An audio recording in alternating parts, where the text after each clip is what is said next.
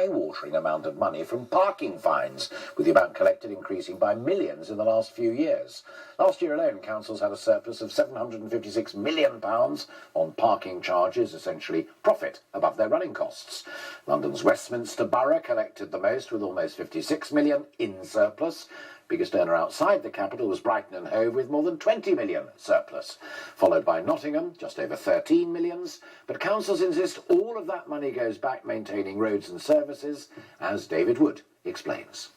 Finding somewhere to park can often seem impossible, and then when safely in between those lines, it's almost guaranteed to cost, and cost big.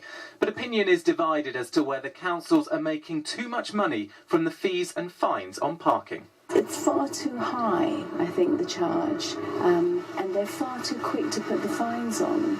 You know, even 5 minutes and you're running to your car, it's, no, we don't like it. And I buy weekly permit, it's about £100. And is that too much? I think it's fair enough, because in Westminster, £20 is nothing per day. It's bad. I think it's not. It's a sort of other taxation that you have to pay. I think they should be what they are. I think the congestion charge should be higher. As I say, there is a fantastic public transport network. Leave your car at home, don't use it.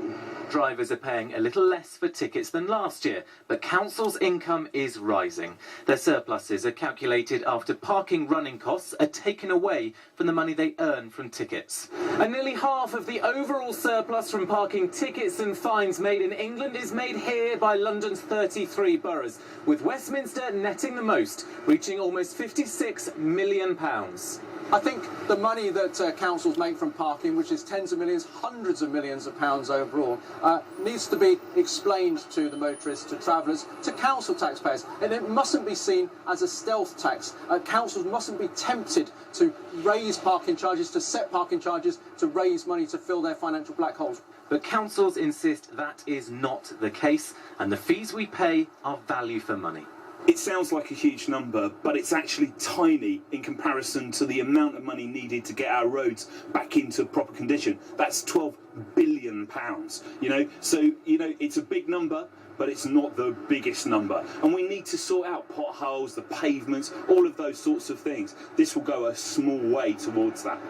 So today's figures are unlikely to change how much we pay to park, and they certainly won't make traffic wardens any more popular. David Wood, ITV News.